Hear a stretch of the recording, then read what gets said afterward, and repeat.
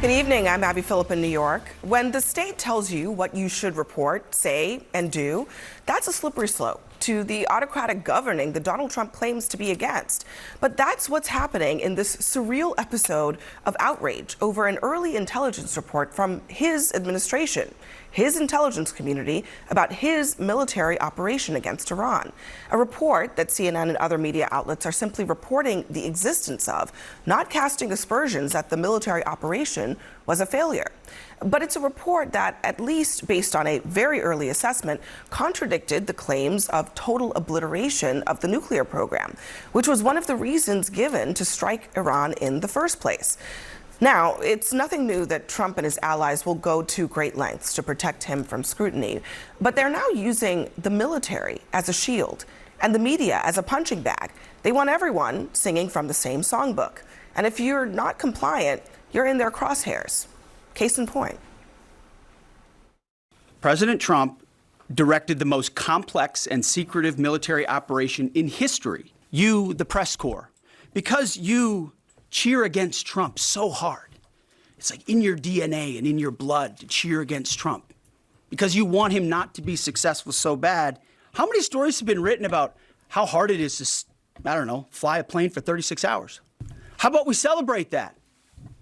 How about we talk about how special America is, that only we have these capabilities? How about we take a beat, recognize first the success of our warriors, hold them up, tell their stories, celebrate that, wave an American flag, be proud of what we accomplished. Because Americans are responding to him as commander-in-chief, the press corps doesn't want to write about it.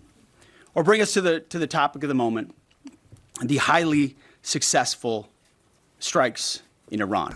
I just hope you can give them the respect they deserve, because they came home to fake news and like, oh, gee, there was hardly any damage. The things are decimated. Oh, yeah, here we go. Wait till you hear this question. Thank you, sir. You should really say how great our soldiers and our warriors are. You know what? You should be praising those people instead of trying to find some.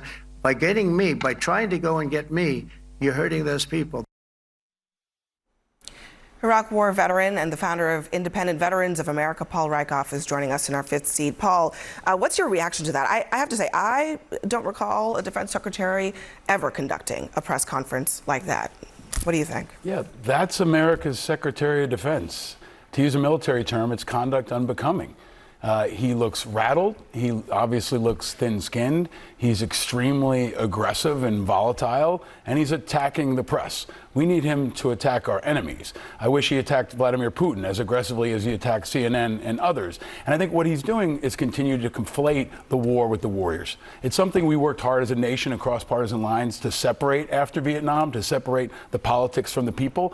And they have melded the two together. And you're right, they are using the military as a shield. Because the press is asking hard questions of our president, doesn't mean anything about the troops. It's entirely separate, and they're using it consistently as a very dangerous shield, which continues to politicize our military, which is their playbook now, which is very, very dangerous. I don't know if it was obliterated or not, but I do know what is being obliterated, the Constitution, because Congress has again abdicated their responsibility to rein in a president when he's engaging in combat. We haven't had an active war since World War II, and I think the Republicans and Democrats at this table should be able to agree that Congress should have a voice here, and the president should make his case to Congress and to the people before he commits the troops. There's an old adage, first commit the country, then commit the troops. When you do it backwards, this is the kind of stuff that starts to happen. That point about Vietnam, I think, is so important, because the idea that troops are, tied inexorably to the politics of a decision to go to war is not what I think a lot of Americans want. Troops carry out orders, and it doesn't matter what the politics are behind it, but it also is completely separate from questioning the political decision-making. Why is that so hard to understand? Well, President Trump just threw the biggest military parade on his birthday on June 14th, right? Exactly. And he wants to celebrate. I mean, exactly. exactly. And look, I think I'm not sure that's the defense. Well, I think Hexeth is right. I think that the media is hunting for a scandal. We should be celebrating the troops. They did an incredible historical military run. I mean, 37 hours without touching ground from Missouri to Iran and back. I mean, it was a big feat. Now, I understand they have to go out and do damage control today because there was a leak, and it came out that maybe in the very initial reports that it wasn't the perfect mission. And again, this is very, very early on. We know the roads are closed going to those sites. We know the UN was denied by Iran to inspect those sites. So until we actually have a conclusive report, it's just all opinions. Exactly. So Right? maybe our president shouldn't say what he doesn't know because it's his opinion. He hasn't been there. Those roads are closed for him too. So maybe keep your powder dry and celebrate our troops, which I believe everyone at this table and most likely everyone watching does. What the people, whether they were flying those bombers or not, anybody who has committed their life to serve and to protect our country deserves to be commended, and they follow orders. But the reason why we are questioning is because our president is saying things that he is not sure are true in an act of performative behavior, which is what he did. Am I surprised that that's what the press conference was with PKSF? Heck no. Like, this is, I have accepted, this is the way this government is going to run. I can still question it. And the thing that you said that it really was struck me is that he seemed thin skin. It's like, nobody likes me. Nobody came to my party. Like, I'm going to no, be strong. Be like, this is what we do. Stand by, get the facts, and then report out. But if you're not going to do that, people are going to question you. But Ashley, if the question is that they don't know, you said you don't know if it was obliterated. Nobody knows. The president doesn't know, and he's the one who said it. I would venture to say that the president knows a lot more than we know. I would venture to say that's very, very clear. But here you have a group of folks who had an amazing strike. They went in, threw a knockout punch. They're out. Their nuclear system's out. And all of a sudden, they come back, and the discussion is a fake or a leak report that they're saying that, in essence, came out early. And early reports don't tell the whole story of what really went on. I mean, look, first of all, it's not a fake report. It is an early report, but also the nature. I'm sorry, it's an early report. The very nature of intelligence is that there's a reason you have a bunch of different agencies going out and collecting information about what happens, because you want them to all come up with their different conclusions so you can get the best sense of what all the information is out there.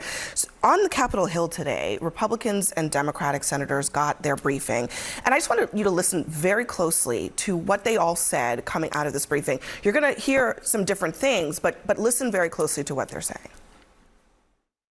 I believe that this mission was a tremendous success and that we have effectively destroyed Iran's nuclear program. I think obliterated is much too strong a word. Certainly there was serious and perhaps severe damage done, but as to how much damage was done, we really need a final assessment. I don't want people to think that the site wasn't severely damaged or obliterated. It was.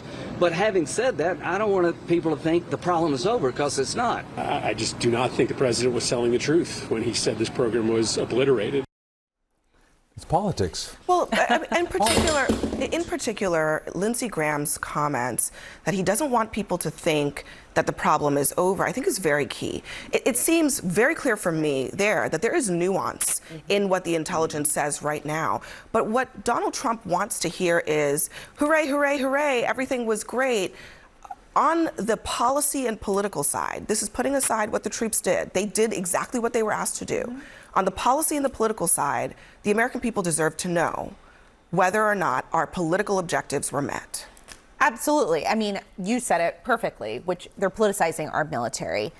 Donald Trump gets a briefing which tells him exactly how it went and what they believe the damage is. And you're right, he does know more than us, and he should be telling Congress. And based on the intelligence briefing, it doesn't sound like Congress believes that it was obliterated. With that said, he should have come out and said that damage had been done and end of story and moved on. I think the problem with Donald Trump is he knew that his own party and the American people were against these strikes. And he understood the political consequences of these strikes and therefore decided to go out and politicize a strike instead of be honest with the American people. And the American people have every right to know. Are you saying the strike was politicized? It was absolutely. A political strike? No, I'm not saying it was a political strike. I'm saying he politicized it afterwards by not telling the American people the truth.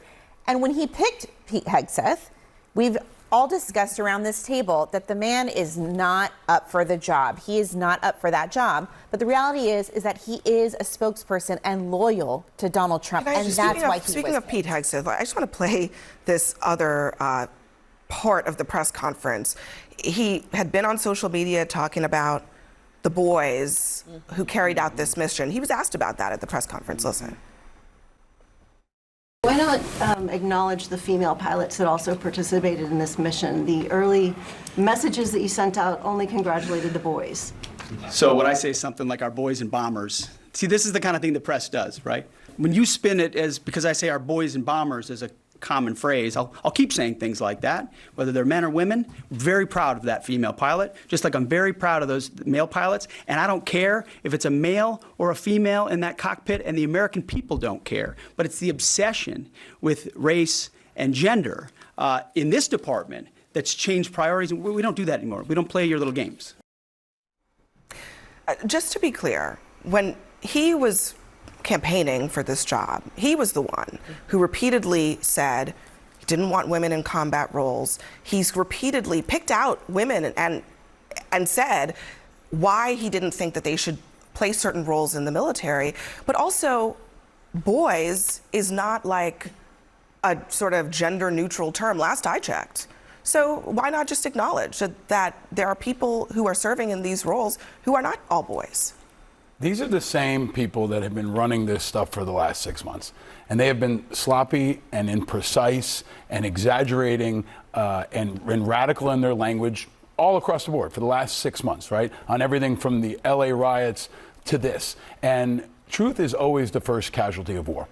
It's especially true with these guys because they have a pattern of using language imprecisely. And the stakes keep going up. But they're still the same people. And that's the issue here, is that they haven't built trust with Congress, they haven't built trust with the media, they haven't built trust with each other. So there's a pattern here where we don't trust them, and they're not being careful so that we can go above and beyond to give them the benefit of that. Instead, they're going overboard, which is what Trump continues to do. Instead of being conservative with his language and saying, let's wait and see, he's tweeting about it, right? You don't normally tweet about battle damage assessments after an engagement. And there hasn't been a conversation with America before this, which is very, very critical. So once the round is out of the chamber, it's hard to come back and try to explain yourself to everyone. And that's a really critical step here that the Senate failed on. They're not asking him to explain it, both parties. And they are continuing, they're failing. I would like to see them argue about their power and why they're abdicating their responsibility as much as they're arguing about whether or not it was obliterated. Can I say to be continued. Okay. We have much more ahead. Coming up next, breaking details about how the Trump administration is trying to get Iran back to the negotiating table, and it's a move that resembles the Obama playbook. Plus, breaking news in the race that rocked the political world after a Democratic socialist wins in New York. Andrew Cuomo says he is staying in the race, and Eric Adams is going hard after Zohran Mamdani. There's no dignity in someone giving you everything for free.